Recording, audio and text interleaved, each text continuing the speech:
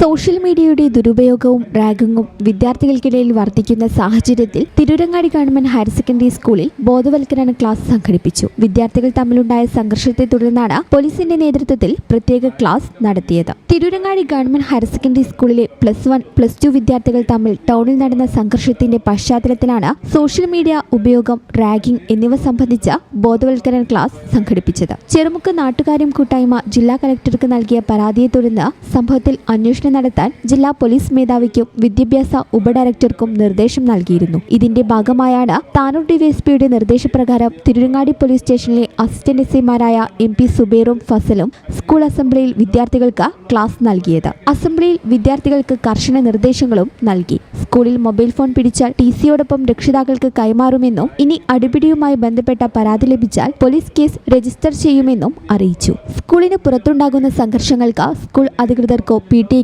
ഉത്തരവാദിത്തമുണ്ടാകില്ലെന്നും വിദ്യാർത്ഥികൾക്ക് മുന്നറിയിപ്പ് നൽകി. പരിപാടിയിൽ PTA president Abdul Haq, principal Lija James, ward member Noushad എന്നിവർ പങ്കെടുത്തു. 1700-ലധികം വിദ്യാർത്ഥികൾ പഠിക്കുന്ന ഈ സ്കൂൾ സംസ്ഥാനത്ത് ഏറ്റവും കൂടുതൽ വിദ്യാർത്ഥികളെ പൊതുപരീക്ഷയ്ക്ക് ഇരുത്തുകയും മികച്ച വിജയശതമാനം നേടുകയും ചെയ്യുന്ന സ്ഥാപനങ്ങളിലൊന്നാണ്. ഇൻസ്റ്റഗ്രാം ഉൾപ്പെടെയുള്ള സോഷ്യൽ മീഡിയ പ്ലാറ്റ്ഫോമുകളിലെ പരസ്പര പ്രകോപനങ്ങളാണ് സ്കൂളിന് പുറത്തുള്ള പല പ്രശ്നങ്ങൾക്കും കാരണമാകുന്നതെന്നാണ് സ്കൂൾ അധികൃതരുടെ വിലയിരുത്തൽ.